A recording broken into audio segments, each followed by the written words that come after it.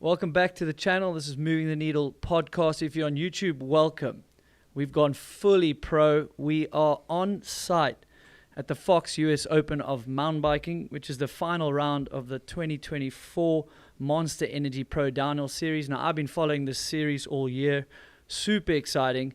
So thanks to them, because we are sitting in person with none other than Luca Shaw, who's having quite the year, a big resurgence the last few years after some sort of injury-riddled years. Dude, how you doing? We're in America. I used to love racing here. It's your home country. You got to be pretty excited. Yeah, stoked to be here. Season's winding down, but a couple more races on the calendar, so happy to be here. And yeah, it's gonna be a good race this weekend. I think there's some serious competition, so it's good to be here. So minus the 15 grand as a winning prize, like what keeps you motivated late in a season? It's definitely tough, like especially when now we're racing into October. It feels so late in the year, but yeah, just wanting to finish the season strong. Like we've been since like the winter, just so much work gone into the year. You just want to finish it on a good note and go into the off season like feeling good about it. So I'm still pretty motivated to cap off the season with a good result. Yeah, it is interesting going so late compared to some previous years. Last year you guys raced quite late, and I feel like in the middle of the year it drags, and then I think like you can see sort of light at the end of the tunnel, or maybe you've made some holiday plans. You're like, okay, totally, let me just knuckle down. Like it seems like the motivation like ramps up right near the end. You know, you want to go into the off season like with a good result normally. For sure, yeah. It sucks when you leave a season on like a bad result and it's got that little like sour taste in your mouth, and then it's just not a nice feeling really. So and this year has been kind of funny because we had such a break in the middle of the summer. We had like almost 2 months off like World Cup racing, so I kind of feel like I was able to sort of take a break then and get like ramped back up for the end of the season, so that's helped. But yeah, off season's gonna be nice. I'm excited. Yeah, but so did you have a conscious effort to take a break, like have a holiday, because it was such a big break? Like it's quite hard to stay.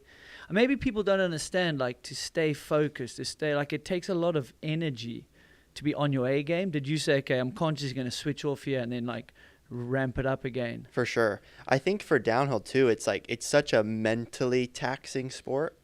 That it's like the mental energy and the stress and the nerves that wears you out more than almost the like physical side sometimes. So yeah, like when we had that break, we went to Whistler and did Crankworks, but we took it pretty easy, and that was kind of like my middle of the summer holiday almost. So I definitely made a conscious effort to like kind of just like knock it back a gear and take a little break, like more mentally than anything. So I think that helped, because now, it's now like 3 months after that and we're still racing. So, it's a long season. So I think it's important to give yourself like a little like mental holiday, if anything else. And do you think that comes with age? Like in your younger years, would you have just ripped it up at Whistler and like continued the training as hard as possible, thinking like, the more hard I work, the better it's going to be? And sometimes now I think people realize like less can be more because of that mental taxing part. For sure. Yeah, I think it's definitely something like with experience you kind of know when it's like important to take your foot off the gas a little bit, and also know that this is actually going to be helpful for me. Sometimes you feel like you just need to do more and more and more, but I think with experience you realize like, right, I only have this much energy. I need to kind of channel it in the right way. So I feel like I did a pretty good job of that. But yeah, and people don't know, like you spend 2 days prior to sitting down here testing. So that's often long days. The weather wasn't great. Yeah. And often that would be prep at home, flying in late. But You've still got to do those sort of things, like even late in the season. So you were like, I'm actually happy it's raining today. Because that forces you to just sit still. Yeah, for sure. Yeah, and this year I feel like it's been a lot extra because we have like a brand new bike with Canyon, brand new prototype frame, and there's not many people riding it. So a lot of the testing for that bike I've been doing myself. So that's just kind of added to the workload, let's say. And yeah, just all the other fulfillments that you need to do. It ends up taking time. So yeah, giving yourself some breaks whenever you can. It's pretty important, I think. Yeah, and so this new bike, when did you start getting on it? And what is, like, if you can take people through, like, getting a prototype ready to go race? Like, I mean, it's pretty obvious, you know, Fabian does a lot of work on the bike still. He's really methodical. Yeah, what lands on you, and how long does it take to say, okay, yeah, we're ready to take this thing racing? Yeah, I mean, honestly, I feel like it takes a lot longer than people might think. We didn't get this bike till February, like towards the end of February, so it was pretty late. But it was already like known that we were going to have a new bike, so it was sort of like waiting. Finally got the bike, and then since then it's been like 3 or 4 days a week, like on the bike. More than anything, just to get used to it. There's obviously a lot of things to try and test and parts to swap and all this, but this bike is like a totally new platform. And for me, it took a little bit to get used to. So just getting comfortable on it and riding it enough to where, you know, it doesn't feel like a new bike anymore. That was sort of the first thing. But yeah, it's been a lot of time on the downhill bike this year. Just, yeah, getting myself comfortable on the bike, and then also testing all these new things that, you know, we were kind of guinea pigs in that sense. So yeah, it's been a lot, but it's obviously fun, like a lot of time on the bike. So and it all goes into the same pot. It's all helpful. So, but yeah, it's a lot of days on the downhill bike and a lot of time spent, you know, just doing laps. So, and part of me thinks, excuse me, part of me, when I see a rider hop to a new brand or a new bike, I often go, keep an eye on that rider, because you're forced to put in a lot of downhill bike time. Like, I know when I switched teams, like after 4 years with one brand, like I actually came out really good at the first race, because I didn't just go through the motions of, okay, a couple days a week in the gym, and then a few downhill runs, and I go do one test session. It's like, okay, what are we going to do? Like, okay, we got a new damper in the fork, we can do that. But like, I don't know, maybe it was a motivation thing, but I've seen it with Greg, I've seen it with you. Like, when you're forced to put time in on, you're just getting a lot of downhill runs, which gives you like better touch and feel on the bike. 100%. And like, I think everyone can relate to, like, there's no better feeling than having a new bike. Yeah. Like, yeah, a new bike, everyone is just, at home can understand that. Like that excitement to go ride when you have a new bike is up here. So it's the same for us. And when it's a brand new bike, it's even more exciting, because, you know, you're like, you know, you're the first one to kind of get your hands on it. So I think that excitement alone, every time you go grab the bike out of the garage to go ride, being extra excited to ride is like such a benefit, it's like such a powerful thing. Like, and then you ride with so much more like intention, you know what I mean? Yes. It's not like you're just taking the same old bike, going and doing your laps and going home. It's like you're just so excited to get on that thing.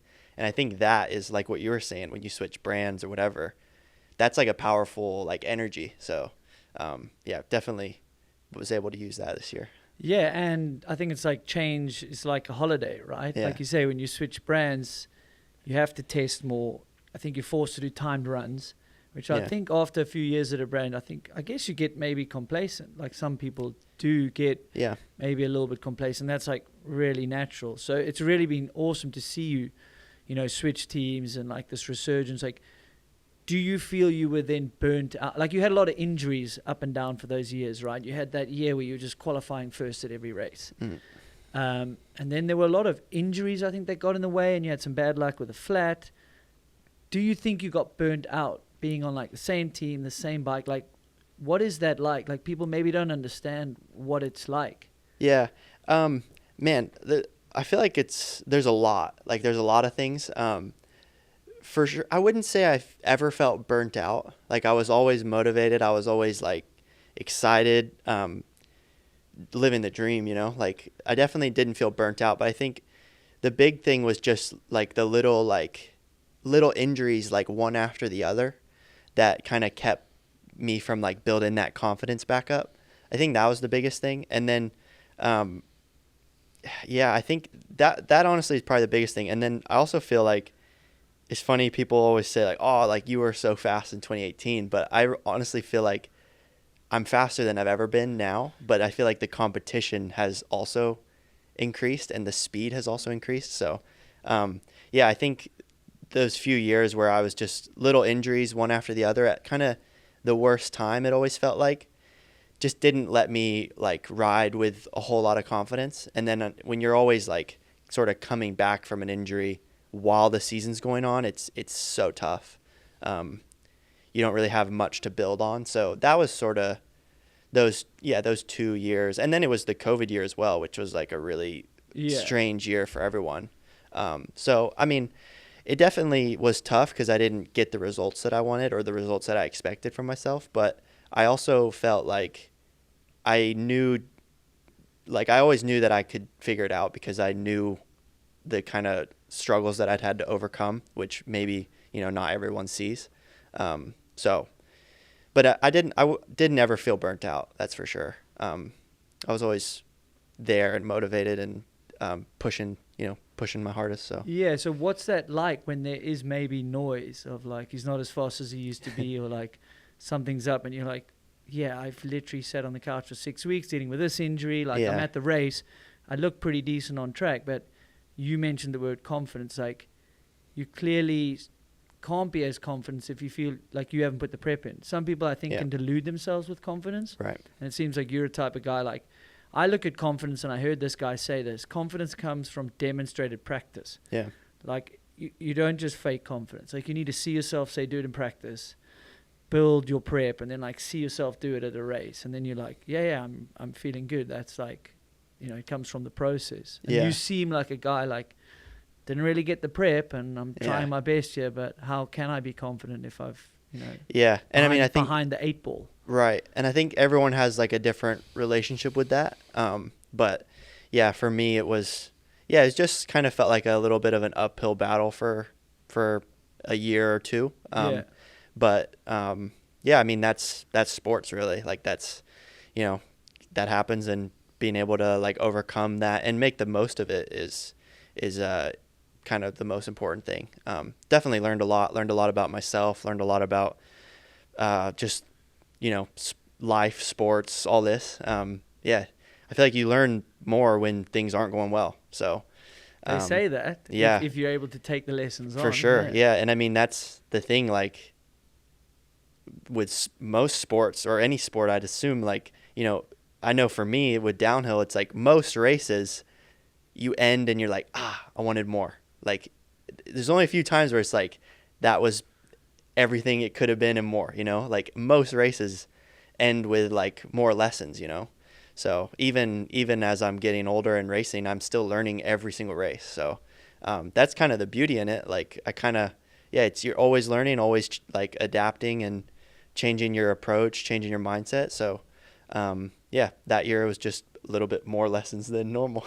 So what did you learn about yourself, if you can isolate like a few points, like going through hardships, going through where you had the pace to win and you had some things that were out of your control and these injuries, and then you say, cool, but I've learned more about myself. Like what can you say? Some things? I mean, like I learned a lot, but I mean, I think one of the biggest things I took away from those kind of difficult seasons was like the only thing you can do is, you can put all the work in and just try and create the best situation for yourself, like trying to do everything you can, tick every box. But then at the end of the day, you kind of have to almost like let go of the outcome.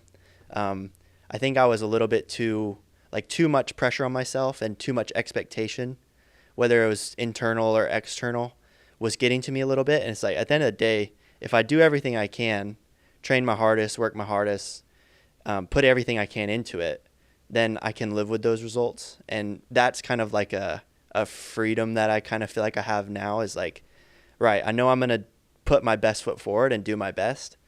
At the end of the day, you can't control the results. Like you can't control what anyone else is going to do. You can only control what you do.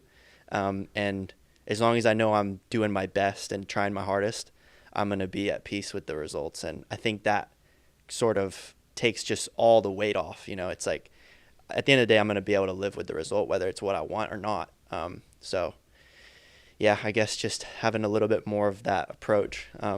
Now it's helpful just because, sort of just like frees you up a little bit to just go and do what you love. Yeah, it makes sense. Like you've kind of spoken about like the expectations, and when you had low expectations or no expectations at a race, you like surprise yourself qualifying fastest. Yeah. And yeah, sometimes when you come back in injury, there's no expectations. So you're like, maybe you don't get on the podium, but you get like a way better result considering you were on the couch for 6 weeks. So you're like, well, I'm just going to go ride my bike, choose the best lines, rest as good as I can, and then you kind of let fate take over. Like that is the holy grail, right? Yeah. And like I think Gwyn has done quite a good job of that in the past, it seems. Like when he went through those like crazy years of dominance, at least he spoke about like, well, you know, like it's going to work out the way it's going to work out, and my life's going to go on whether I win or lose. Yeah. Even though there must have been so much pressure during that time. Yeah. And you were young when you sort of did these sort of results, right? And you've had really good results up until now. And you're only 28. You say you feel old. But like 27. 27? True. So not 28 yet. Yeah, not yet. When's your birthday? Christmas.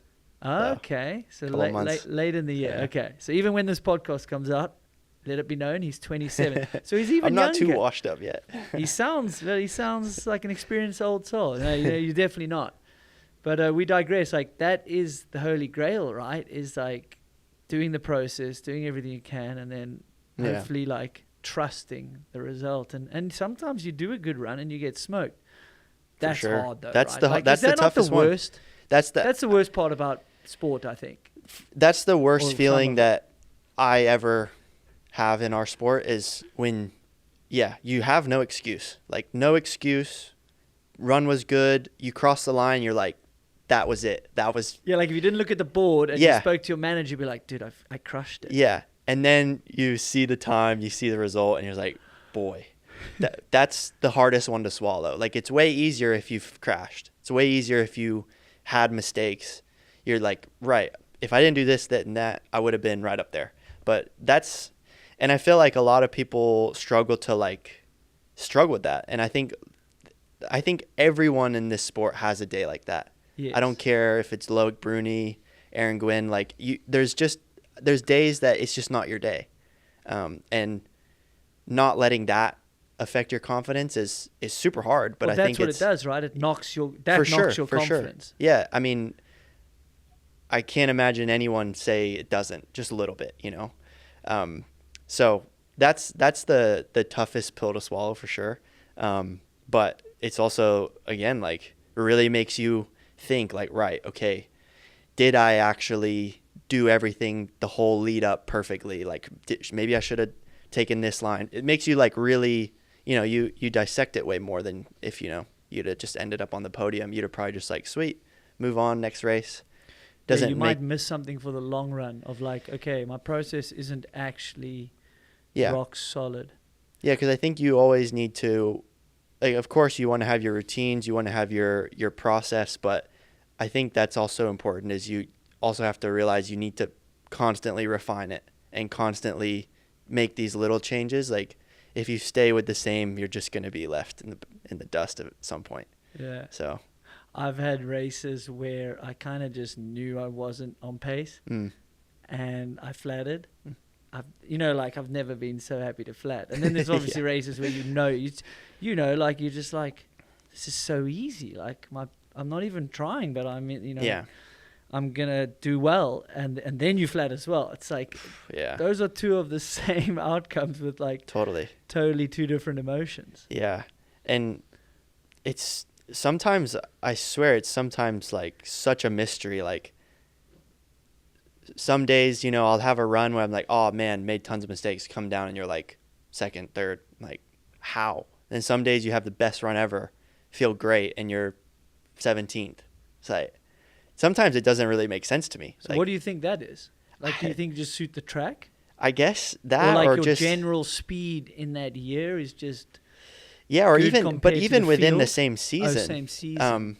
Yeah, sometimes it's even, you know, I feel like it's always a little bit of like you never really know. So even when you feel crap, you kind of just have to go for it because you never know. Like it's just funny sometimes. The results almost don't make sense to me sometimes. But that's funny. I remember like struggling in sections and just being so hard on myself, and then I'm like, there's a reason I'm like at a pro race and I've done these results, and then I have to like remind myself that if I'm feeling this way, there's got to be others as well. Yeah. Maybe a few are like not feeling bad. Yeah. Maybe the section of this course just sucks Yeah. and you don't feel good on the bike. Yeah. Like there's no suspension setup that's going to make it feel Right. smooth. Right.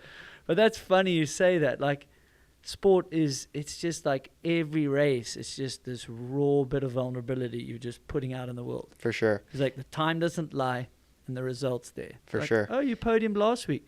Why'd you get 25th? Yeah. Or like, why did you get 7th? You're like, what do you mean? 7th is good. Like just because I got 2nd last week. And that's what I love about it. It's like the most real thing ever. Like there's no fake in it. And yeah, it's brutal at times, but it's the real deal. Yeah, you seem as motivated as ever, like 27 years old. You're in the middle. Yeah, because the guys are like, the sport is getting younger as we go, but experience you can't buy it, man. Like you just can't buy it. It seems like you guys know when to show up.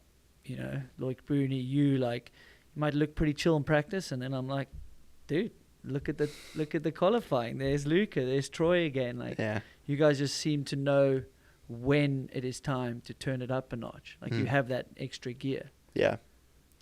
Yeah, I feel like I've kind of always been a good racer.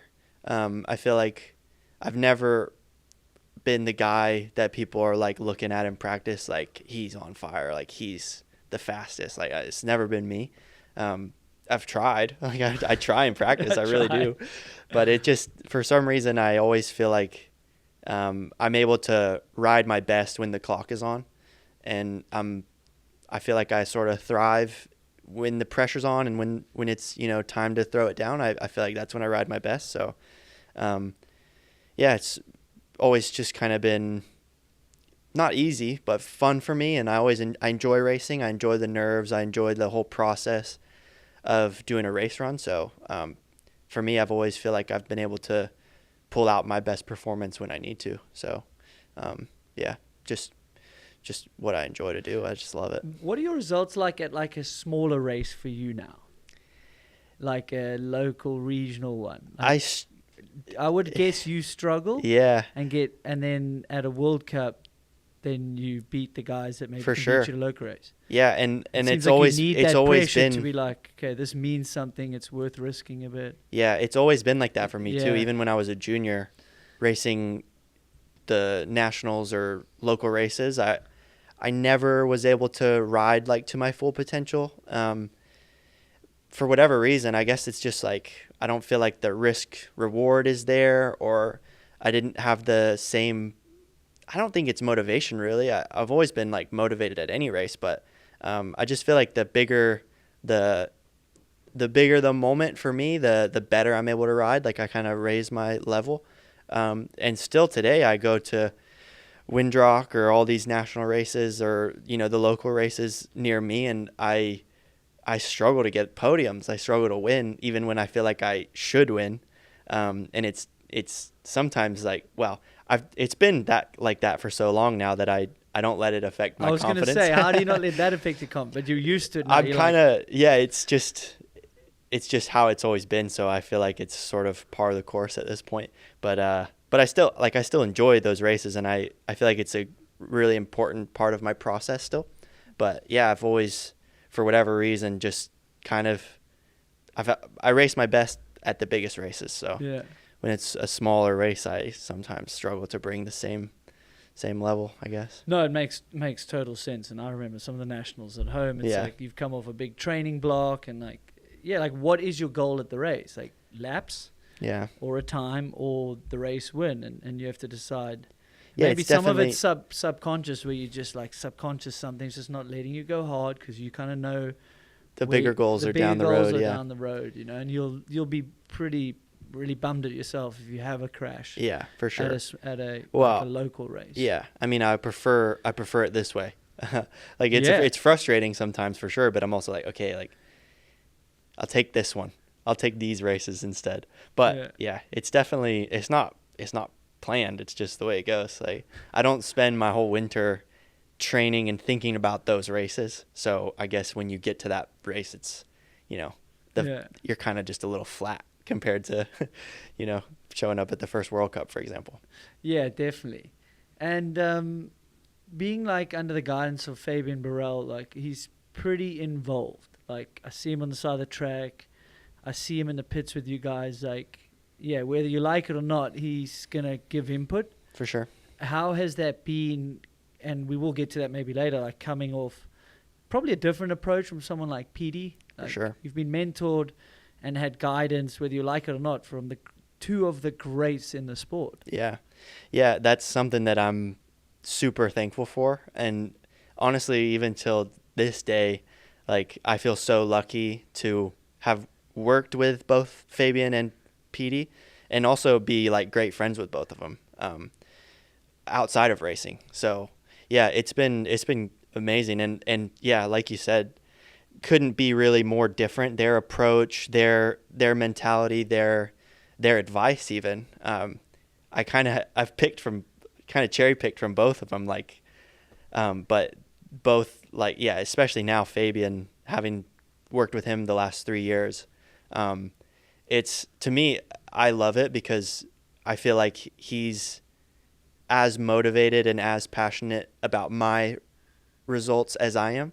So having someone on the same wavelength and really like wants it that bad, and I feel like he's going to give me every bit of his knowledge and every bit of his info or whatever to help me, and I can then choose and take what I need or what I want.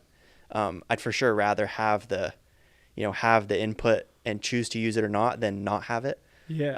I think some people struggle with it because, with Fabian, like if you're not putting in 100%, he's going to put in 100%. And if you're not matching that, it's not going to work. But if you're both fully committed, it works. And for me, it's been great.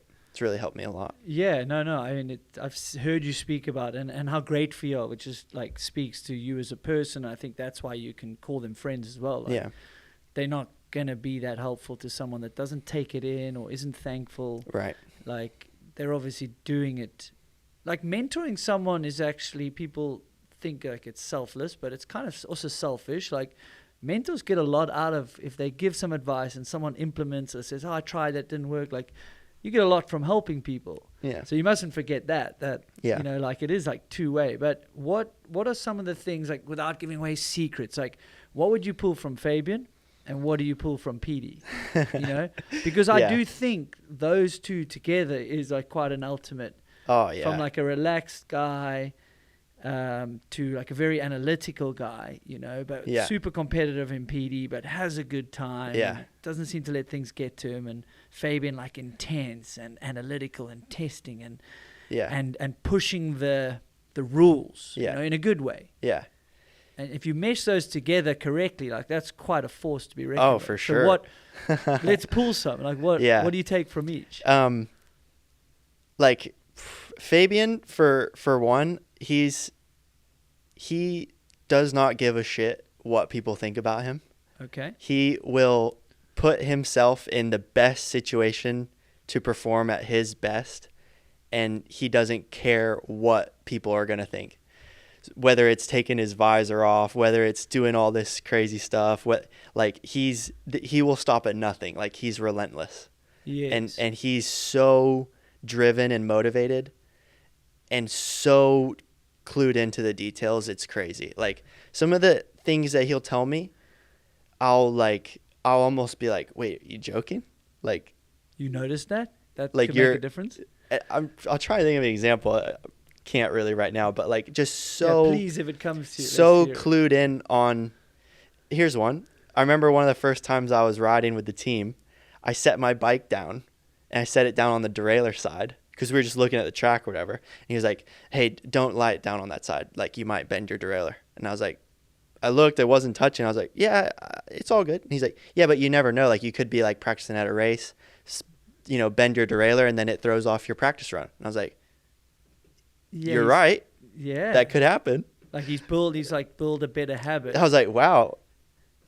All right. Like at first I was like, you joking? Like, yeah, but it's just like get a it's rile just out of me. every little thing.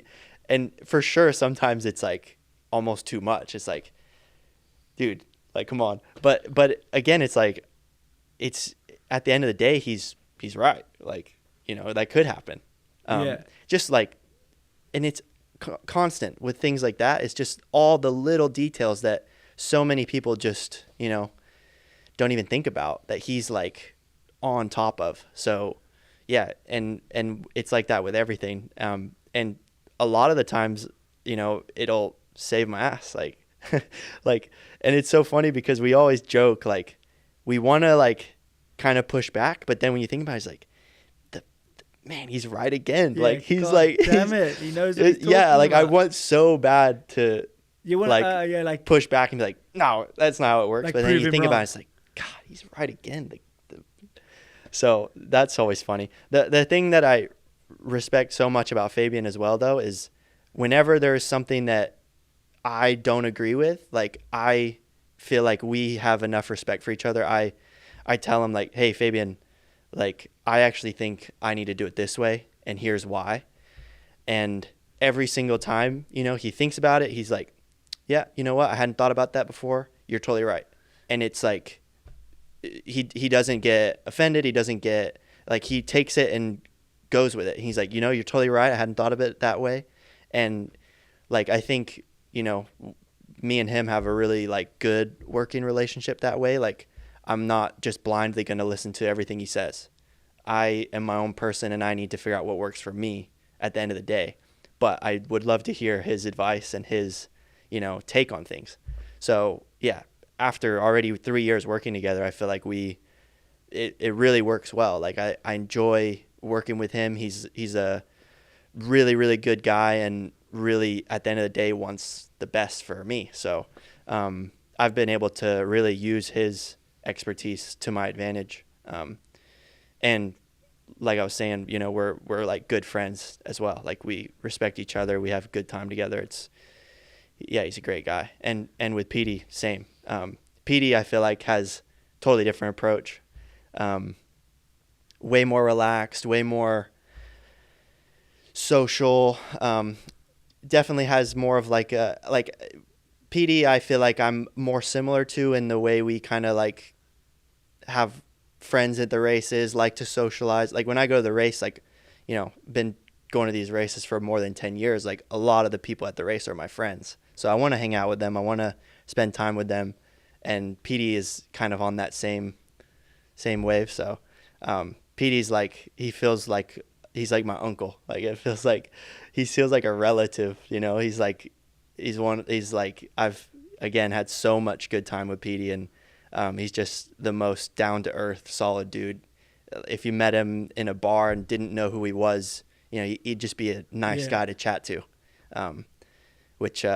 Just for everything he's done, for him to be as humble as he is, it's pretty amazing. Yeah, no, thanks for sharing that. That's and it takes like a lot of experience for you to be able to not take everything like someone that Fabian will say. If you say you're a bit more similar to Peaty, like, that can get riders in trouble as well, like having so much knowledge. Yeah. But what works for Fabian, not all of it will work for you, right?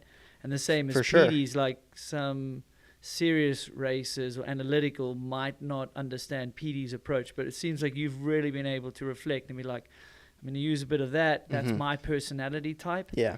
And then this bit, I'm gonna be like, thanks, Fabian. Like, you are right. Yeah. But like, this is how I work. This is how I race. You know? And I mean, it's really important for riders, I think, to do that. Like, I've been on teams where I'm also very social, as you know. And with Brendan and you, we would, like, this is how we race well, is if we're in a happy place. For sure. People think we're distracted. People think we're having too much fun, but like, that's how you deal with the pressure, you know?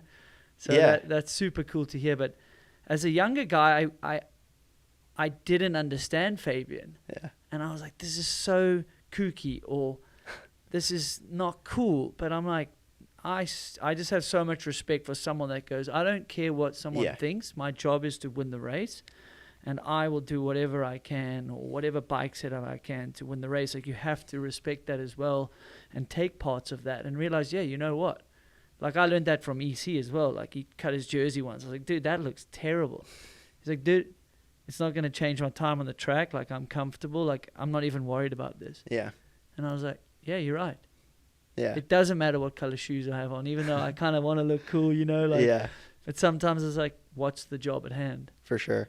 And yeah, like getting back to Peaty, like that's the other thing too, getting to know him, like he's also so competitive and so incredibly like naturally skilled on a bike.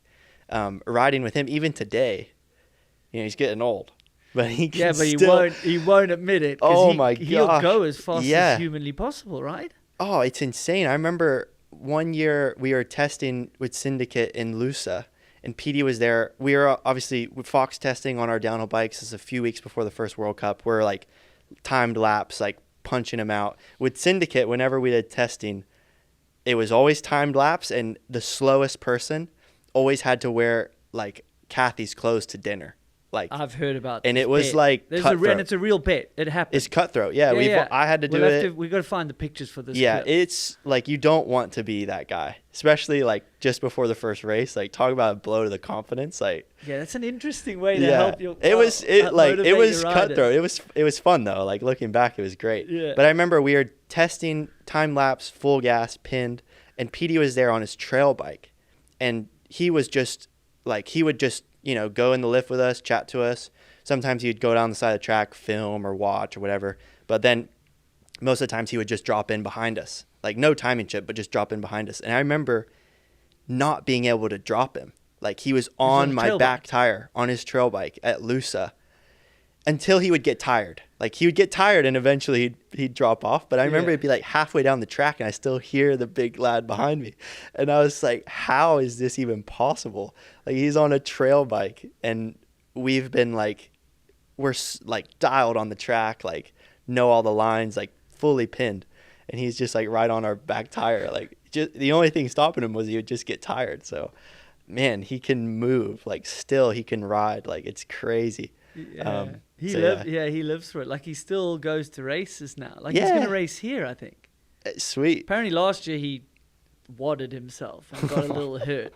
But he just loves it. I'm like the complete opposite. But all right, so in all those years, who wore the dress the most? Because I laughed because I feel like Greg wore it a bit because he is someone like you. Like at the first World Cup, he'll be on the podium. Yeah. But at the test session, he'll be like last out of the 3 or 4 of you guys.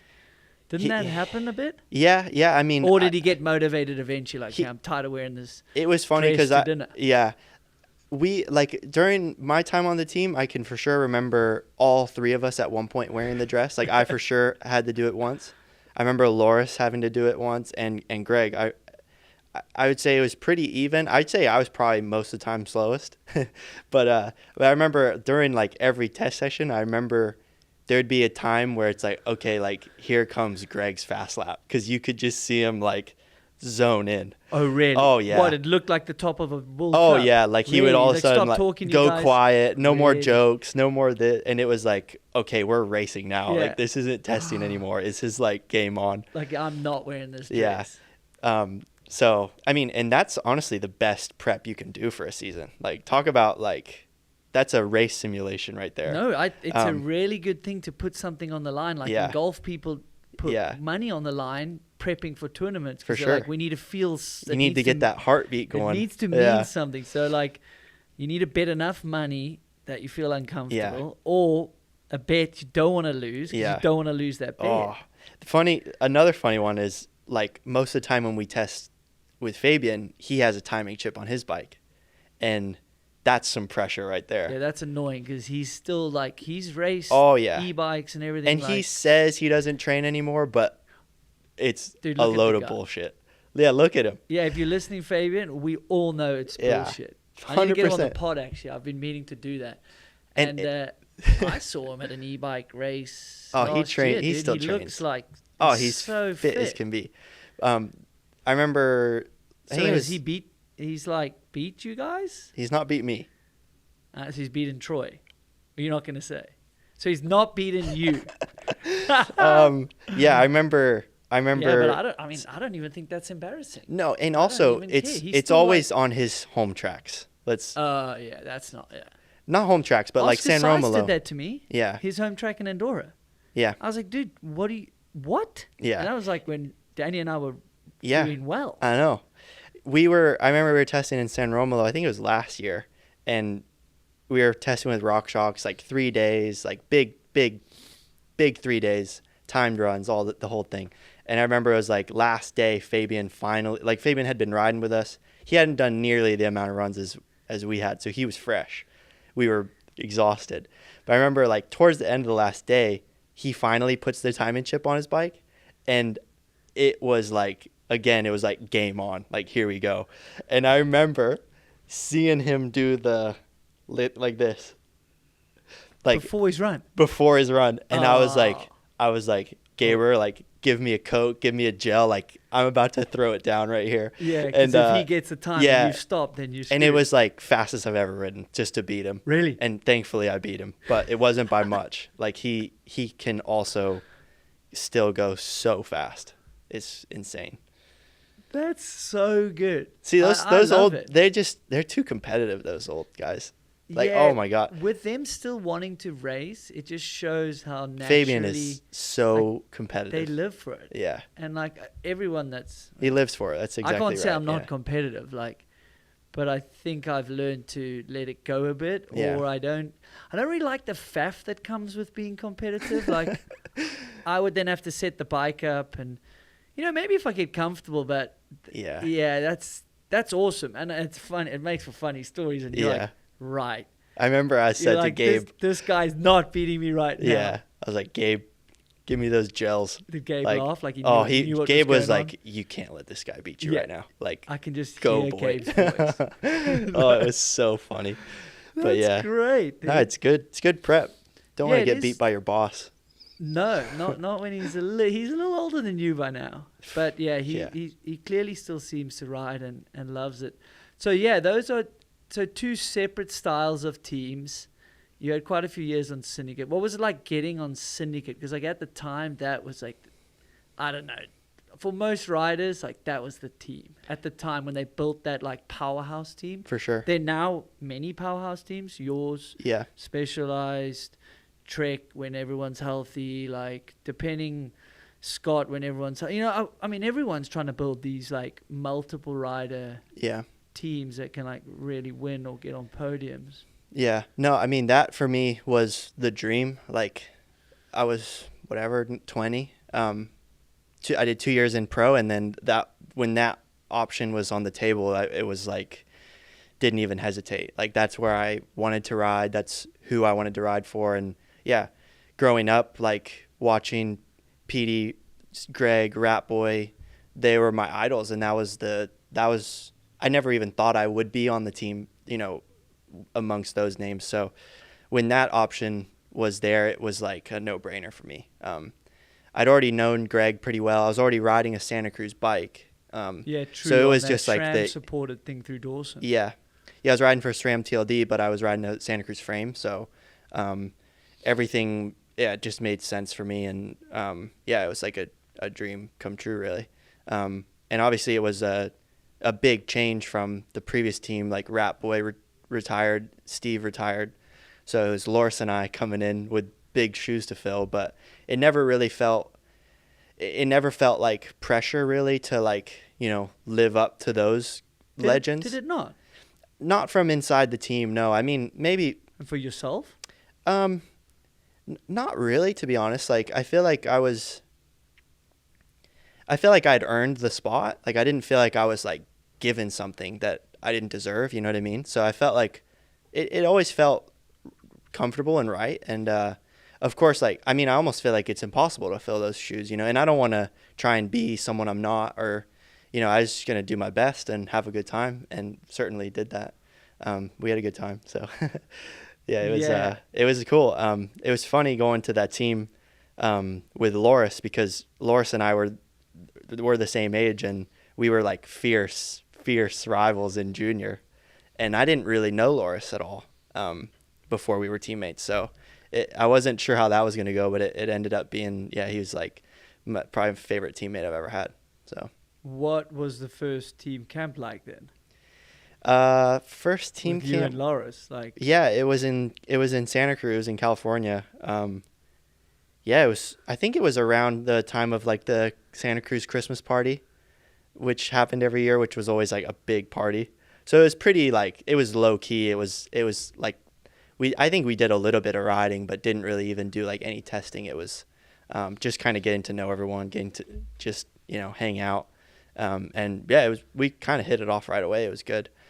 We knew each other, but we didn't ever like spend time together. But then, yeah, it was, we were off and running. Yeah.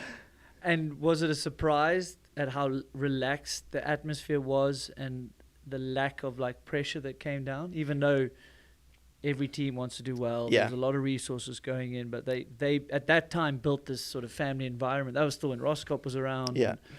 And all that. So I remember coming around the pits enough to know, like, it seemed they tried to, like, that was their goal. It seemed like a relaxed It was very, atmosphere, very laid back, like almost too much, I think. Like, Yeah. I think for me at that age, it was too laid back. I think with hindsight, I think I would have benefited from, someone getting on my ass a bit more. So maybe like Fabian for 2-3 years. Well, and then then go to the fun team. And yeah, back to the I don't know. I mean, of course, like, I wouldn't change any of it because it's, but also I'm not sure I would have been able to handle Fabian as well as I can now if I'd have gone straight there. True. So, and I mean, I learned a ton about myself, about life, about everything. About red wine. About red wine. Man, those 5 years, yeah, I feel like I really grew up, so I wouldn't trade that for anything. But yeah, it was like, honestly, like zero, I wouldn't say zero, a lot less pressure, like internally from the team, like to perform than I would have maybe expected. And yeah, I think it was very, I wouldn't say easy to slack off, but like you wouldn't ever really like get chewed out for, going out late or something like that. You know what I mean? It was almost, dare I say, like expected. Yeah. So it was fun. It was cool. But I think for sure, it's nice for me now. I feel like I have like a bit more of like a balance, I have fun in my own time away from the races, but the racing and it's like at the end of the day, it's like, you need to be a pro, you have a job to do. And, it's all fun and well when the results are good. That sort of environment is like a blast when everything's going well. But then when the results aren't good, and no one's really like saying, oh, you need to like, buckle down a bit. Then you're just like, all right, like maybe I need to, change up the way I'm doing things a little bit. Yeah, it's funny, like with an environment like that, when the results are going well, everyone's like, what a cool environment. That's the way to do it. Then if the results slip, they'll be like, no, dude, they're messing around Slippery too slope, much. yeah. Like, it's like, well, come on, guys. Like, which one is it? Because when it's going well, you're happy that it's relaxed. Yeah. Like the outside, say the media and stuff. Yeah. So that's an interesting one. But I guess they built that environment around the riders that is how they needed to approach it. And that era as well. That I was going to say, that era was super. It's still professional, but it had that notch of like, we're going to have fun definitely after the race. Yeah. But also you've just mentioned like, you now know what type of person you are. Back then you didn't. You were 20. Right. Totally. Now you're a little bit more in the middle. For sure. You're not a full Peaty. Yeah. You're not a full analytical Fabian Barel. Yeah. You're a bit more in the middle. So you need a bit more of the middle approach, which is really impressive, like that you've reflected on that, and that's great time. And like coming onto that team, right? Like you and Laura started excelling, like, and you said you were friends with Greg and probably mentored you. Like, it's probably natural that some tension built. I don't know if that's the right word. Yeah. But like it happened with Danny and I, like he was, I came on, he was world champion at the time. Then I might have some results above him at some races, and then test sessions, he would maybe want to be on his own. And it was like, shit, it can be a challenge. For sure. And teammates, not everyone's going to get on all the time. 100%. And I think that's kind of almost bound to happen at some point because, we ride for a team, you're teammates, but it's an individual sport at the end of the day. Yeah. It's not like we're playing basketball. It's an individual sport. Like at the end of the day, the glory and the win, it's individual, like if your teammate wins and you crash, you're maybe, happy for the team, happy for that person, but you crash. Like your result isn't what you want. Sucks, Exactly. and you're down in the dumps. So yeah, it definitely was like that with Syndicate. Like coming in that first year, I remember like Greg had an amazing season that first year, and Loris and I were, we were only young. We were crashing a lot, have a few good races here and there, but we were like obviously not on Greg's level. And then the next year, Greg got injured at the start of the season and missed almost that whole season. And Loris and I really took a big step up. Like that was the year I qualified first at a lot of races. It was that year. Was the second year you on the team? Okay. I had some podiums, a lot of good races. Loris won his first race. Loris was on the podium a lot. So like Loris and I were like really stepping up. And then, from that point on afterwards, it was like maybe not as clear who was the top rider on the team results wise. Okay. And it definitely got more tense for sure. Like it didn't, I think it's at some point it's expected.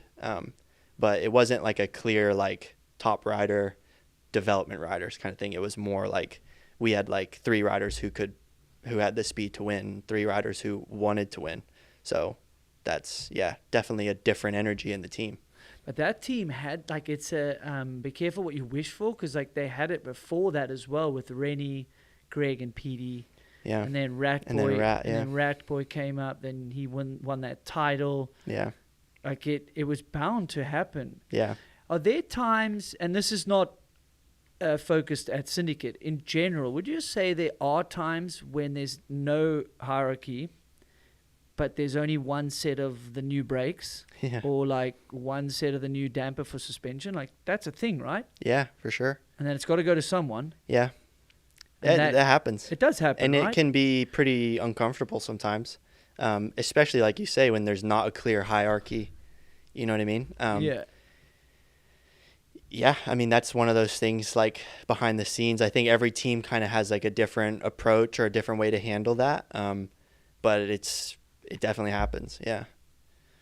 Yeah, it's interesting. I was watching that Red Bull series, and it was like on the cross country team, and they were like trying to have this team environment, which I do agree with, like a team bonding thing. Yeah.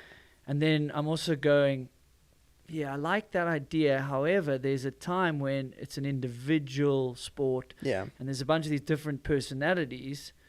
So to tell them all to do it one way is a challenge. For sure. Super big challenge. And that's like not about the parts, but it's just about like, it's super interesting. Yeah. It's like team downhill sport, but it's individual. And that's what I think, like, I feel like you can only do so much to like create a good team atmosphere. At the end of the day, it's like the people there are either going to gel or not. And I think like certain times it's like, it's like you try and have these like planned fun. Like planned fun is never really fun. You know what I mean? Like you're either going to like, and I think that's what's funny now for me is like, on Canyon, like, with Gabe, with Fabian, like we have like such a good time away from the races, but it's not really like put in your face.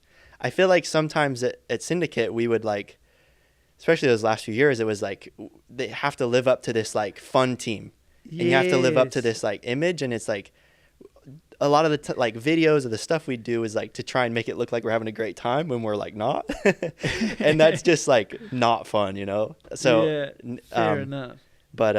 But yeah, it's funny. Like, I think getting back to like the whole like teammate situation too is like, I think at the end of the day, the first person you want to beat is your teammate, because it's the only person that you have the same equipment, you have the same program, you have the same, and it's like, if you're like a competitor, like it's natural that you want to like beat that guy.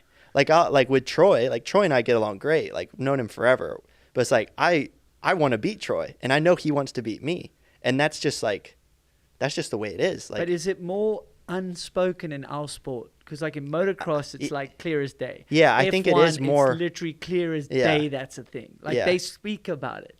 For sure. Yeah, like you said, like it's MotoGP. The only baseline, especially when the cars, like manufacturers' cars are so different. Yeah. But with us, it is kind of like good for the confidence. Okay, well, at least I beat this guy. He's on the same equipment, so I've got no excuse. Yeah, and I mean, that's just natural. And I mean, you can put anyone in that position, and I'm going to want to beat that person. Like, could be my best friend, could be anyone. It's just, that's the way I think, like, you're competitive.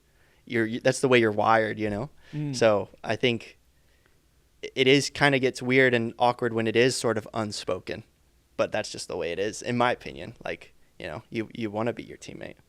No, definitely. Like I said, I went through that, and it took me a while to understand, because I guess I didn't have a teammate, the team before.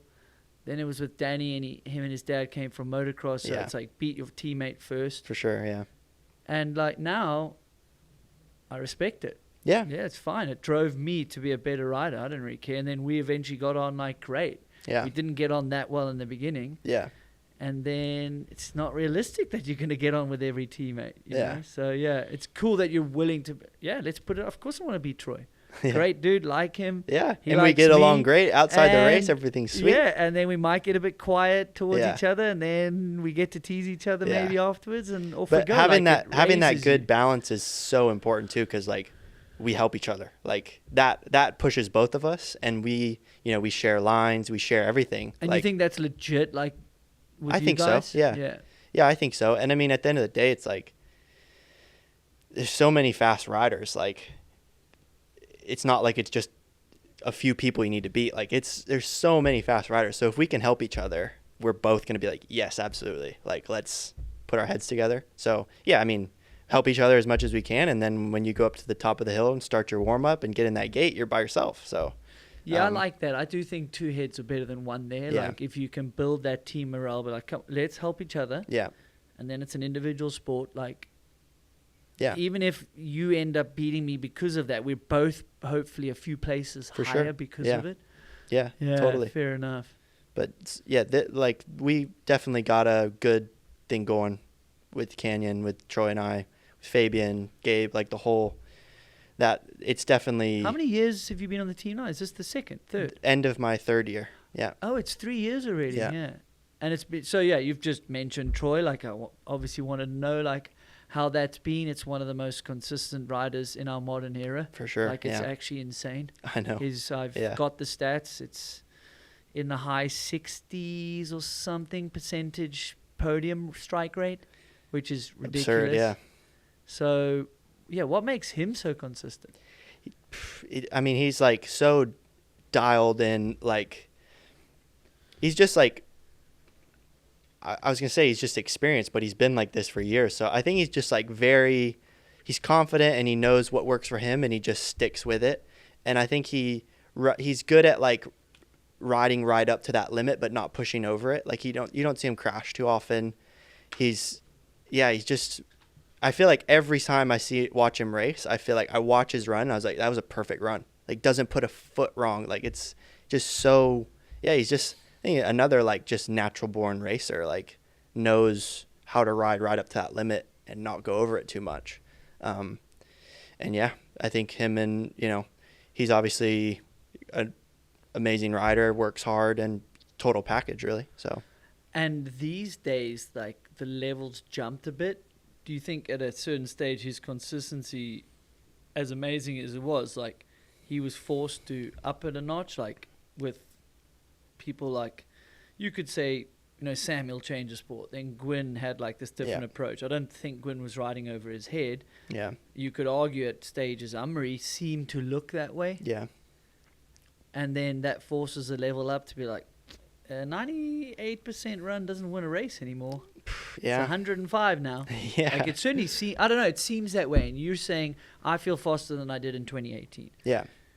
What is the pace really like these days? Oh, And what are guys doing to win these races? I think you just look around and you see like how much effort is getting put in, like through the whole off season by some of these teams, and obviously by the riders. Like, just the level of commitment is way higher than it used to be, I think.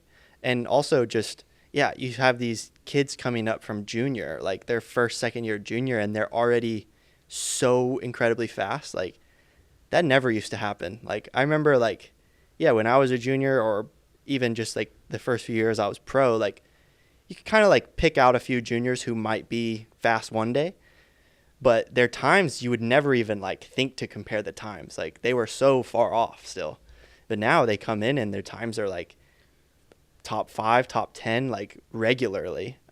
Started with like Jackson and Jordan, and now with like Asa and like Max Alran, like all these kids who are straight away 0 experience and so fast. And then, they go up into elite, and then all of a sudden you have 5, 6 more contenders, it's definitely, I think every year it's more and more competitive. Like, I think, the sport is just, it's growing, and I think the level is just rising. And you have, Amari, Loic, like all these, in their teams, and everyone's like just pushing more and more every year. So, it's not getting any easier to win. That's for sure. And as you say, the depth of the field is coming up, and that pushes the top as well. Yeah. Because like if the top guys have a badish race and it used to be a 7th, now it could be a 15th. Totally. Yeah. Or a 22nd. Like I saw Andy Colbert Worlds, like the run didn't look that bad, I think, and he was like at Worlds, low 20s, I guess, and I was like, wow. Yeah. Then that's going to push him the next time he's at a race. He's like, okay. Yeah. Well, I had the same for me at Worlds. Like I felt great. I was riding well. I felt like I definitely had a chance to be on the podium, had a good run, and I was 17th. And I was like super bummed out. Like it definitely wasn't what I was going for. And then I realized later that was the closest time-wise I've ever been to winning world champs. Really? Yeah, I was 2.7 behind Loris, who won. In 17th? Yeah. And like... What? I mean, just the way my brain works, like in this year on that track, like 2.7 seconds is a lot. But like when I think back, like my best result at Worlds was 6th, and I was like 3.5 seconds off. So like just shows you how many guys are, within a second or two of winning. Yeah, that track, that's in the pod, in the review pod, I was like, that's the type of track you could feel really good. Yeah. Put on a good run, and then you get 17th. But the times... that's exactly what happened to me. It's just like to that track specifically, you had to have some crazy extra pace that you might not have been aware of. Like if you had another run, I bet you would have, been like, oh, okay, shit, it's this pace now. That's gnarly, but I can get there, But I mean, that's one of those races, like we were saying, like that was one of those races where I'm like, dang, like don't really have an excuse. Like felt good, thought I rode good, and I just didn't get the result I wanted. Like, it happens, especially on a track like that where the times are so tight. Like there's 10, 12 guys per second. Yeah. So maybe your riding style doesn't relate to like just throwing caution to the wind, like subconsciously, and some guys do. They just do. Like it's Worlds, it's this fast track, like it's whoever can break the least, like there's not many line choices, like the way your BMX background, I think you can really like make speed if you need it in these other areas. Like sometimes I think it's, you just get beat, I guess, or like someone else suits the track more. But it's tough for you, like you mentioned earlier, like your confidence. Yeah. But I think in this modern day, I think it is healthy to look at the time gap. Yeah. Not just the position, because of the depth. Like it's just insane. Yeah. Like 17 sucks at your... it doesn't suck, sorry. Like from my side, it doesn't suck because there's depth. But for you, you're just like, I'm not a 17th place guy. What are you talking about? Yeah, for sure. Yeah. I mean, it wouldn't be fun if it was easy. Like that's what fuels me. Like I'll think about that race this winter for sure. Like, try and get better. Yeah, you said it's good going into the off season with a good result. I do agree. But sometimes I'm like, the bad result also fuels the fire. For sure. Yeah. You're like, that's like a whole off season of motivation. Totally. It's quite interesting, right? Yeah. I mean, I'd rather have the better result going in. Nice. The holiday feels good. Like, and maybe the bad result, you kind of have to switch off, I guess. Yeah. Well, that's what makes me worry, right? Like, okay, so elephant in the room. There's been a leaked document. I haven't really touched the topics. Like, it's all hypothetical. But with the semifinals and potentially 30 in the final, it has been. Like, I've been vocal. Like, I'm a bit worried that with the depth and like you're saying, as the years go on, these juniors, I rode with these juniors here at this Monster Energy Pro Downhill Series event. Like I've never seen so many guys so good at this young age all at once just doing laps. They're all going to get to elite. Some of them are going to make it. then you've got an extra crop of riders first year. Yeah.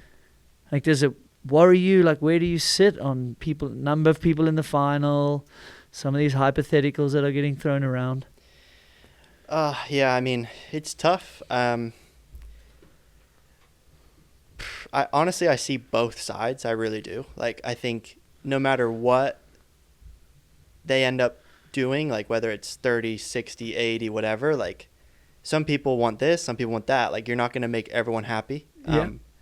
I think the sport, like, for it to grow, it needs to kind of cater to the top riders and to the, like, some of the World Cups the last few years, like, can hardly get practice runs in because there's so many riders there. Like, I think that's not ideal for a World Cup level event. I agree. Like, there's, 200 people in one practice trying to get on a chairlift to go do, your 2-hour time or your 2-hour practice session, and you can't even practice. So it's like, okay, like, this isn't ideal either. Yeah, I mean, it's tough. I think it might be a year or two transition where it's, it's kind of hard to break into that, but yeah, I think change is always going to be uncomfortable to an extent, and I think it is good for the top riders in our sport that the sport kind of goes more to that side. But like you say, like, it's for sure not ideal for, the privateers or the juniors who are trying to, gain experience and get to that level. Definitely makes it harder for them. So I don't feel like there's like a perfect solution, honestly. I think we'll see how it goes. I think I think most people have their best, the sport's best interest in mind, and see how it goes. Honestly, I try not to. I've honestly, like, tuned out of it a little bit just because, there's so much rumors and noise and this and that. I feel like, to me, worrying about it is definitely, like, wasted energy. So I've not really kept up to date with all the, like you say, the documents or the rules for next year. I just know I'm gonna do my best and be up there and see where it goes. But yeah, it's definitely a lot of conversations in the background that are, it's interesting. Everyone has a good point. Like, it's definitely, depending on your perspective, you definitely think it's either good or bad. So definitely not easy. I know I've just completely swam around that. I respect that you do, and I think it's really healthy to not worry about things which are hypothetical. Number one, that's why I haven't really touched it. So whenever this podcast comes out, maybe there's more concrete information, and, like, I haven't really touched it. And I agree with so much more than I've probably been vocal about after having a lot more conversations. I've had some good ones here. Yeah. I've had some good ones with people in the organization as well, just to say, okay, what's devil's advocate? What, you know, like, I might not agree with it, but why are we going there? And like you say, you're never going to please everyone. Mm-hmm. And I think I just obviously hoping for, like, the longevity of the sport, which they are as well. And I guess there hasn't been a lot of transparency with the communication, which is tough. I think that's where most of the frustration comes from. And then now the document got leaked. It's like, okay, it got leaked because people don't like what's in it, but that also doesn't help things. Right. So happily swim around it. You can be like, I don't want to talk about it because it doesn't even affect me right now. Like, that's what the team managed to deal with, and it is, and that's what I've said, like a riders rep, these riders union things, which people have heard of. Like, I'm not giving away any secrets. Like, I don't really think it should be like a current racer anyway. Yeah. And then they have people that are not current doing the work, but then you still have to, like, ask the people that are at the race. And it's like, you don't have the time and energy for that. Yeah, honestly, I've distanced myself from that recently, like, with the riders group and all this, like, because, I mean, I have some sympathy for the organizers and the Warner Brothers. Like, just in the riders group, every race, there's people saying the track's too easy and there's people saying the track's too hard, like, nearly every race. Like, how do you please everyone? You can't. No. No matter what you do, people are going to say, oh, it's too easy, oh, it's too hard, like, every race nearly. So it's like, their hands are tied. Like, they're going to be the bad guy no matter which direction they go. Yeah. So I have some sympathy for them. I think, like you said, I just think that some of the communication and transparency has not been great. Like, they don't necessarily maybe want to listen to the team managers or the riders that much, which, yeah, it kind of doesn't make you feel great. You know, we're there every race, every weekend. Like, we definitely have like a lot of insight. Or, you know, we all want the sport to be great. We all want the sport to be bigger. We all want to make more money. You know, we all want it to go like this. Like, how can we work together to get it there? You know, certainly working together is going to help that. But yeah, I've kind of taken a backseat to it all. I'm not, like I said, I don't really know. There's so much talk, so much rumors. And to me, I'm just like, you know, just send me my schedule. I'll be there. No, that's a healthy way to do it. Yeah. Like, your job is to race, and Yeah. if the format has to change, you're allowed to give your feedback and someone else can deliver it for you. And yeah, I mean, I wish there was a way. I guess I'm just being I just wish there was a way to like sit in a conference room or have some beers and like really hash out like Yeah. what is the long-term goal and how do we all get there, and if we could all give, you know, there's enough smart people and they are, as if they don't want the sport Yeah. to flourish, you know. Yeah. But the clarity on that goal and how you get there, I think people, if they don't understand it, they're going to just jump to conclusions. Right. There's potentially other ways to get there, or like chicken before the egg, Right. you know, like Totally. if you don't have the backup plan but you're losing riders, which we agree with, right? Like you agree, I agree, like there's too many people starting a World Cup. Yeah. But then you could have many different ways to get to the final result of having less people at a World Cup. For sure. Yeah.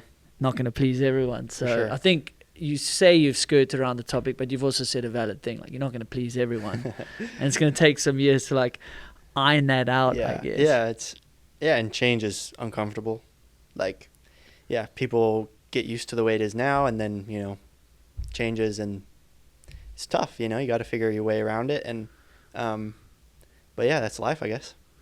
Yeah, change. That's a good point. Like, change is uncomfortable. Like, everyone, yeah, I guess humans are a little resistant. We do like our little comfort bubbles. Yeah, for sure. But And it'll be good. I think downhill is such a rad sport. Anyone who's ever like seen a race, been to a race, been a part of it, like, it's gonna find a way. Like, it's the best. So. Yeah, it is. and that's the irony. It's like, how is it not more mainstream? Like, when I explain to people at home, they're like, you used to do what? Yeah, I know. Write down what? Why? You're Yeah. crazy. It's like, no, I just spent a lot of time doing one thing. Yeah. Like, it's not as scary as you think Right. till you're trying to win a World Cup, which obviously I don't need to think about anymore, thank goodness. But when you win it, it doesn't feel that scary, right? Like, it's just No, your job, yeah. right? Like, it's just... Yeah, and you're in control, you know? Like, you are only going as fast as you decide to go, kind of thing. Minus maybe like Ronan Dunn. I'm Yeah. teasing. No, I respect to him. I Ronan's the say man. Ronan is. he is. I said that on purpose as a joke. He'd probably his he'll love that. consistency's really impressed me as well Oh, this year. Like, I mean, he's third in the overall. You cannot Like, help but respect totally. how cool that is. Yeah. No, it's I think people's initial kind of gut reaction is like, oh, just daredevils. Like, you guys are crazy. It's like, yeah, I mean, it's, if you've never ridden a bike before and you see what we're doing, surely it doesn't even like compute in your head. But yeah, I mean, at the end of the day, we're putting the time in, and we're like taking care of all the details to make it, you know, as safe as we can and calculated as possible. But yeah, exactly. Most people don't realize that a race run is pretty methodical. Like, Yeah. you know the speed you want to hit. Like, there's a Right. few places you push a bit harder depending on the style of rider. right. But like, in a weird way, it was back in the day, I thought, like the safest time Yeah. for you practice. Right, Is where and you're you're- pushing limits and learning where things could go wrong or not. For sure. You know, we do have a lot less crashes in races even now than practice, I guess. Yeah, I mean, I feel like when I'm in my race run, I have that heightened focus and heightened like adrenaline, and it's almost like everything slows down a little bit. Like, I struggle to ride that fast in practice when you don't have that, you know? And that's always kind of been tough for me to like get up to speed without that, like the adrenaline and the nerves and the like heightened focus that a race run brings. You know what I mean? Yeah. So sometimes I know that, like, okay, like I'll be able to like just no break through here when I'm in that race run zone. But in practice, I'm like not ready. You know, you just woke up, you're just warming up. You're not like at that level. You're obviously try and be as focused as possible whenever you're on the bike, but it's just, yeah, something about that energy at the top of the hill that like helps you just like click into that zone. And kind of, for me at least, it allows me to ride that a little bit faster and, you know, take more risks, let's say, but you know, everything just feels more like easy. Everything feels, well, the flow state, right? Just the adrenaline too, you know, you just all of a sudden you're just jumping stuff you haven't jumped before, that kind of thing. So but that's like the most fun thing I guess ever. that's the addictive part, right? Yeah, Hey, it's the race run. Yeah. But Yeah. And have you found a decent process that you feel that you get into a more consistent flow state, for lack of a better term, like, or is it like, I've only got a handful of runs that really felt like that? Like, what does it make you think about? I think like with over time, I feel like I do my whole routine, you know, from a whole like hour before the run. It's kind of like you just go into that process, like go to the top of the hill, get on the bike, start listening to music. Like you kind of like, it's like builds a bit. And I feel like I'm pretty good at sort of when it's time to race, I can sort of get into that zone. But for sure, sometimes it's extra special. Sometimes you have those days or those runs where it's like, it's almost like zero thoughts in your head. It's just like, you just click into that like flow state where everything's easy. Like you don't hesitate anything. You don't even really think anything. It just like clicks. Sometimes it for sure doesn't feel like that. It's more like mechanical and more like there's conscious thought. Yeah. Like it's hard to, you know, you can't just dial that up. You can't just schedule that. Like it's, for whatever reason, sometimes, you know, could be you have extra pressure on you, or you're thinking about something else, or there's something kind of in the back of your mind that like doesn't let you get into that zone. But I feel like most races, I feel like I'm able to at least get into like a really like good level of focus to where even if I'm maybe still having like conscious thoughts, I'm like, operating at like a higher level, if that makes sense. And have you worked with like sports psychologists or your mental game, meditation, or is it just learnt behavior over time? Yeah, racing? I've not really worked with anyone. Definitely not like a sports psychologist or anything. I've read like a fair amount of books about, you know, getting in the zone, like even meditation, this kind of thing. Like I've tried to like learn more about it and stuff, but I think for me it's sort of also just been like trial and error racing for all these years, and just kind of knowing what works for me and how I perform best. So yeah, never really like been taught any of it, sort of just learned it. And I feel like for me it's one of my strengths is the way I'm the way I process a race, and the way I like go about my race run. So I don't know. I've always felt like it kind of sort of came naturally. So never really like seeked any professional advice, really. It's not broke, don't fix it. Greg was the same. There's that funny story that Roscott wanted him to see someone because he got smoked at a preseason race. He's like, can we talk after the first World Cup? If it's still a problem, I'll consider it with you. And then he did super well. Yeah. And I think some guys are naturally geared. And there is, if someone's smarter than me in the comments, like there is a chemical sort of natural state. Like someone like me, I think too much pressure, like I need to come down a little bit. And I think you're similar to Greg, where you actually need a certain level of pressure to like be at a good state to commit and to perform at your best. I've got to really manage mine. Right. Like I had Oscar Sice at the top, like telling me jokes and stuff. I had to like come down a notch because I was like the pressure would get to me a little bit too much at some races, like the bigger the event. For sure. But you guys, I think chemically in your brain need that extra pressure to be like, okay, now I'm like at normal. Right.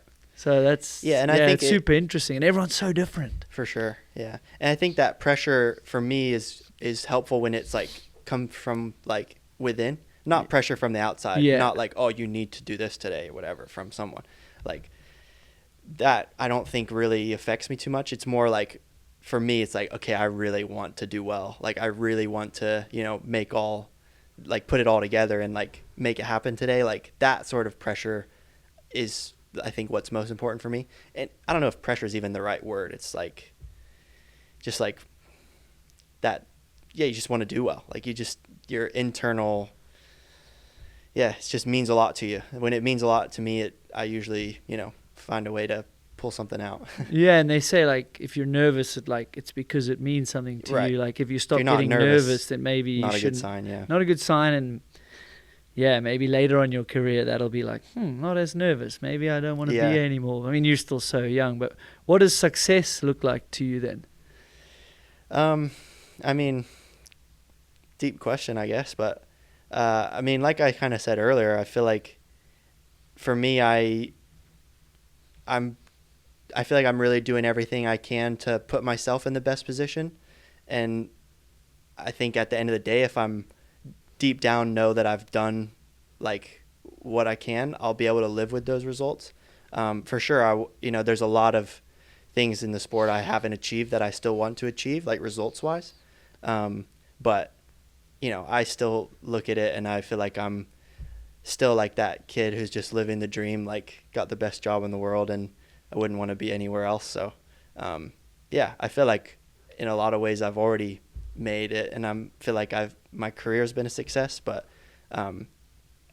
there's tons of stuff I still want to achieve. So it's kind of just, keep kind of tick some boxes and try and do a few more good results. And maybe that keeps the motivation, like for sure, with those years where you're qualifying fastest. That's a goal, right? Yeah. To win one of these things. 100%. Yeah. I mean, for sure, I don't want to just win one. I want to get to the top of the mountain, There we go. I've been really close. I feel like I've had the speed to do it, had like things lined up, and just haven't done it yet. So, that's for sure something that I want to achieve. But I'm just going to, keep doing my best. And if it happens, great. If not, it's still been a good time. Yeah, fair enough. I think that's a good way to look at it. And I think it's good to have that carrot, And speaking of winning races, we're the Fox US Open of mountain biking. This is a big title, I think. Yeah. Like as far as like other races go and this Monster Energy Pro Downhill series, like I've been following, I think it's awesome. Yeah. Like it reminds me of the Norbers back in the day as another series. Like it can be another series in my mind. Yeah. Like I don't know, call me crazy, but I think in the future people might be racing only this series and pop over for a few events or meet up for world champs. Like it really seems like it could be like that. What are your thoughts on the US Open? Like how big of a title is it for the CV? Yeah, for sure. It's a big one. I mean, I remember the first like big race that I ever went to as just a little kid was the US Open when it was in New Jersey. Years ago. I remember you were there. Yeah. I remember we used to go to it every year. Yeah, because I was probably like 13 or 12. Like I just got on a mountain bike and just started racing, and that was like the first time I saw Sam Hill. I remember Stevie Smith was there, Gwyn, you guys. G used to go. It was big. It was huge. It was massive. And I remember seeing like Brendan and Sam Hill, and I was like wide-eyed, like so stoked to like actually meet these guys and see these guys. Just being at that race, I'll never forget meeting all those guys and seeing them for the first time. So that was my first memory of the US Open, and it's kind of cool now. It's almost like the V2. Bringing it back here in Killington. I've only raced here once in 2022, but it's good to be back, and I think it's going to be a heck of a race this weekend with all the competition that's in town. So it's a stacked field. Like I've just looked at the start list quickly, and there's the guys coming before Mount St. Anne, and the American guys are so strong as well. Like someone like Austin Dooley, they're doing well here, and then they're going overseas, and it's really like helping with their confidence. You can see it. Yeah, totally. I mean, I think the more big races in the States outside of the World Cups, the better for U.S. racing, and just cool to have like almost like a one-off race that's means something. Still, it's not really many of those these days. So that's true. Hey, like it's got a title. It's US Open, like in other sports like golf, tennis. Like it's one of the majors, they call it, and I think it deserves to be there. Yeah. Not just because like someone in the room has won the race, Just, I'm just going to subtly put that out there. Oh, not me. I was just waiting, I've been second. Oh, okay. But yeah, what year was that? I literally forget now. It was 90s? 09 or 10. Yeah, 90s and 90s. I'm not as old as Peaty. Nah, subtle brag. But the reason I bring that up, it's not because I won it. Those results, like, they mean something. Like, For I sure. remember the teams, like, I got offers because of it. And Yeah. and people were like, hey, that podium, like, you can do the podium at a World Cup now. Yeah. And I was like, yeah, you're right. Like, all the people I was Yeah. ahead of are the guys getting consistent podiums. Yeah. Like, there's no reason why there can't be, like, another series or, like you say, and these standalone results that really, like, mean something. Mm-hmm. Yeah, for sure. And, I mean, weren't you on Trek then? Yes. Yeah, I remember that year. I think I was there, actually. But, yeah. I mean, I remember I don't Stevie- remember much. I think won it a was one big of- bottle of vodka that night. I think that was one of Stevie's first big wins back in the day, As too. well.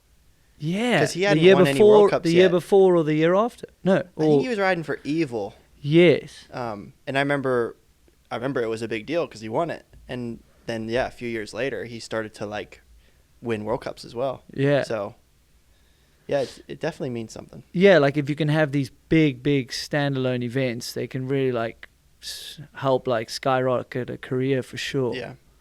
Yeah, totally. And racing in America for you, like, what is that like? Because, like, I loved it. Yeah. And I'm not from America. Just the fans are awesome. Like, such a vibe.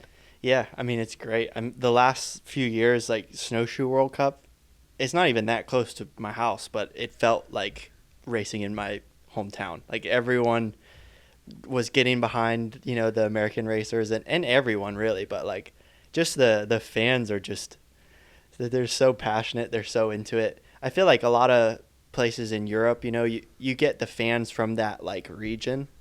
You don't get, like, too many people besides maybe France. But here I feel like, for example, Snowshoe, no one lives around Snowshoe. So everyone there had traveled, like, quite a ways to be there. So everyone there is, like, really into it. Like, they know all the riders. They follow everything. I feel like you don't always get that in Europe. It's a bit like Fort William. Yeah. It's like, Yeah. if you made the trek to Fort William, You really you're a care. core. And I think Yeah. that makes sense for Snowshoe as well. Totally, yeah. And I really felt like that energy from everyone. Like, everyone is there because they're, like, a huge fan of the sport. They're not just there because, there's an event happening down the road, might as well go check it out, kind of thing. So, yeah, the energy at the U.S. races is awesome. We just wish there was more of them, really.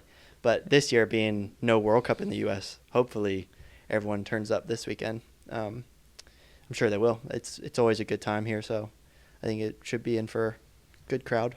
Yeah, I mean, racing in America, like, the industries here, like, we do need more racing. And what's epic to see, like, it's not about the money, but it kind of starts being a little bit about it. Like, there's 15 grand. Yeah. That's the biggest prize purse in downhill by far. Yeah. Yeah, I mean, that's I don't care who you are. That's a decent chunk of change. For sure, that's a good payday. So yeah, I think that's obviously one of the reasons why we have the start list that we have this weekend.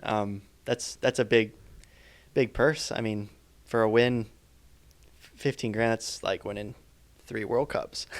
More, yeah. So yeah, 5, I think. is it? Oh, I don't man. know. I haven't won a World Cup. Me neither. You probably will, but I don't think it's that much. No, it's definitely not. So Not as much as it should be. It's not a prize money-based sport, but that topic does come up. for sure. And yeah, the money is also, it's always like a bonus, right? It's not like the reason you do it, but 15 grand is nice. Yeah, people might think, oh, these guys are talking about money. It's like, you're literally not thinking about it in the start gate. No. You're not even thinking about it in practice. Like, No. it's kind of like you've heard about it, you come to the race, Yeah. you switch into your process, and then if you win, you're like, oh, well, the bar's going to be fun tonight. Like, Yeah. my new motocross bike might be fun, or Yeah, for whatever. If sure. you invest, I don't know, or the holiday. Yeah. Yeah. Yeah. No, we'll see. I mean, that'd be nice. I wouldn't Yeah. mind. Well, switching off in the off-season, holidays, like, you do need to get away from the sport. Like, what do you do to get away from the sport? What does an off-season look like to you? Yeah, I mean, I feel like it's pretty easy for me because where I live in North Carolina, and I feel like most of my friends around where I live, they aren't like, not all of them are like huge fans of downhill. So I like to go home and sort of switch off and just not be like too involved with the sport for a little while. Just be like back in my normal routine, which is just nice to, yeah, like you say, switch off. I love riding motocross. That's always like my favorite hobby in the off season. Get on the moto, and yeah, just take it easy. Really, like I still ride. Like I won't like fully put the bike away. Like I still like to ride. Not even for like 2 weeks a month as you get home? Yeah, maybe I'll do 2 weeks, but it's not like I... Really? Okay. If I want to ride, I go ride. You know, it's not like I like keep myself off it. I don't have like a set time where I'm not allowed to ride. You know what I mean? If I want to ride, but it's also like I'll go ride my dirt jumper, or I'll go, you know, mess around on my e-bike, like just for fun, like purely for fun. I mean, at the end of the day, I do this because it's what I like to do. I enjoy it. So, you know, if my brother or my buddies are going riding, I'll tag along and just, yeah, enjoy it for fun. But yeah, maybe go on a holiday. I try not to like really make too many plans because I feel like all year I have plans. So if something comes up, I like to have like the freedom to be like, oh yeah, I'll go do that. Like spontaneous, you know? Last year I went on like my first like actual holiday. I went to Mexico with my girlfriend, which was sweet, but I don't know if we'll go this year, just kind of see how we're feeling. But definitely looking forward to a break from traveling as well. Just be in one place for a little while. So, yeah, just kick back, watch football, drink some beers. Is that a sport you enjoy following, football? Yeah. Like, isn't it coming into football season now? Yeah, it just started like a few weeks ago. So college football or NFL? Both. Yeah. Both. Yeah. It's kind of perfect because it's like as soon as it starts like September and goes till January. So that's cool. I love watching football, and I love watching basketball too. So I've just always been into sports. So yeah, and you haven't connected with any like, is it LeBron who got like a mountain bike now? LeBron is connected to Canyon. Yeah. So have you met it? No, I've not. Is there any way to connect the dots? Yeah, I'll definitely try. Yeah, that would be insane. Yeah. No, I'm purely just like a fan of the sport, really. Like I don't really. I used to play basketball. I never played football, but yeah, just enjoy sitting down on the couch. Fascinates me how huge the college scene is. Like now insane. They can take sponsorship, I think. Yeah, like it's the NIL. Huge. It's like college football, especially in the part of the country where I live, is bigger than pro football for sure. Yeah, like apparently getting tickets to a game is like good luck. And the stadiums are bigger. Bigger, yeah. Yeah. Like there's part like the Southeast mostly like Georgia, Alabama, Louisiana, like it's like a religion. And there. It's a big business for the universities. Massive. Like yeah, it's massive. Huge. It's pretty insane. Like when people you say, "What are you watching college football?" It's like, "What?" It's like they just don't understand how big it is. I prefer to watch the NFL, like pro football, but college football, like I say, especially in my neck of the woods, is a big deal for sure. But you didn't go to college, right? Because No. you went racing. But is your local college that you would have gone to, like, is that the team you support? No, not quite. Brevard College is not the best football so program. You got to pick a better one that can win. But like it's North Carolina, like UNC is like super famous for basketball. Like Michael Jordan went to UNC. Oh, like okay. They're like a lot of people in our state are like diehard like Tar Heels fans and they're pretty good at football the last few years too. But then there's like Clemson, which is like they're usually really good at football. Just all the big state colleges basically, and all the big like SEC or ACC like conference teams. It's just, yeah, people get behind it. It's cool. Like especially, you know, if your whole family went to school there, it's like, yeah, you just get behind your team. But I don't really have a team for college. Dude, well, I just like watching the big games. No, I think that's a cool pastime to have. But dude, thanks for coming on, being honest, being raw, and this one will probably drop after the season. So yeah, let's hopefully everyone's like following along, and we've got something more to talk about the next time. But yeah, thanks a ton, and thanks to Monster Energy Pro Downhill Series. Guys, check them out on YouTube and their Instagram. I think they're doing some amazing stuff, and the talent coming out of America now is a proper resurgence, and the youngsters are nipping at this man's heels. Yeah, that's for sure. Yeah, other than that, They you need know, to slow down. they need to slow down. Yeah, just give them a few more years. But you know what to do. It's Moving the Needle podcast on YouTube. If you're listening this on audio, do me a favor and just share it with a friend if you enjoyed it. And I think there are a lot of nuggets that any aspiring racers can learn from Luca. Yeah, thanks for having me. It's a good time. Yeah. Nice chopping it up with you. It's been a little while. Yeah.